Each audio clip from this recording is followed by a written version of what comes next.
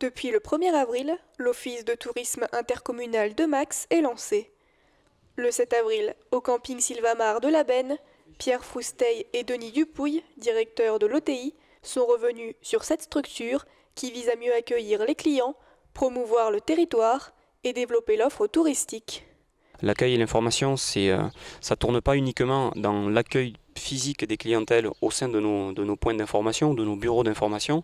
Ça nécessite aussi de réfléchir à comment j'apporte la bonne information à la bonne personne, même si celle-ci ne pousse pas le mur de l'office de tourisme. Ça passe par la création de nouveaux outils, de nouvelles brochures, de nouvelles éditions, mais ça passe aussi aujourd'hui par le déploiement de nouvelles solutions numériques, applications, écrans, du Wi-Fi territorial. Donc ça, c'est le pôle accueil et diffusion de l'information. On a également le pôle promotion, c'est-à-dire que demain, on va partir à la conquête de nouveaux marchés touristiques, de nouvelles clientèles. On va rentrer dans un contexte concurrentiel qui est de plus en plus important. Et donc, il va falloir qu'on développe de nouveaux outils, de nouveaux messages de promotion. Et puis, enfin, un troisième pôle qui est primordial.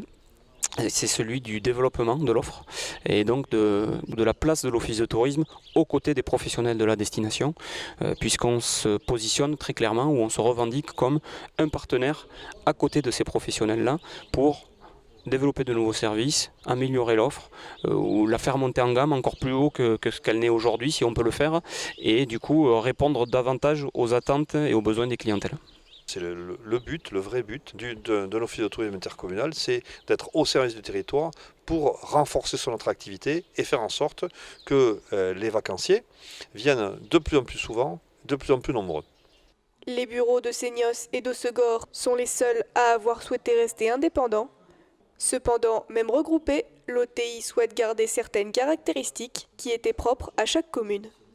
On sait qu'il y a une grosse clientèle fidélisée dans les stations qui existent. Je vais citer Vieux-Boucau, je vais citer Moliette, je vais citer Labenne, Cabreton, Souston, Messanges, j'essaie de ne pas en oublier, et que ces stations-là ont leur clientèle habituée. Donc il ne s'agit pas de dire qu'aujourd'hui, demain, ces marques-là ou ces marqueurs-là soient gommés par la création d'une nouvelle marque, mais plutôt d'apporter une bannière commune à ces stations-là pour dire, ben voilà, Moliette appartient à telle destination, et donc le client qui est habitué à venir à Moliette s'y retrouvera. Et puis celui qui n'était pas encore habitué et qu'il va falloir aller convaincre, on utilisera d'autres leviers de communication. À tout moment, les offices de tourisme, les deux offices de tourisme qui n'ont pas souhaité aujourd'hui participer à la démarche pourront se joindre à nous, bien sûr. C'est une structure ouverte, c'est une structure qui a pour vocation de réunir l'ensemble du territoire et qui a pour vocation aussi de s'appuyer sur les marques existantes, dont Segor, dont Seignos et dont les autres.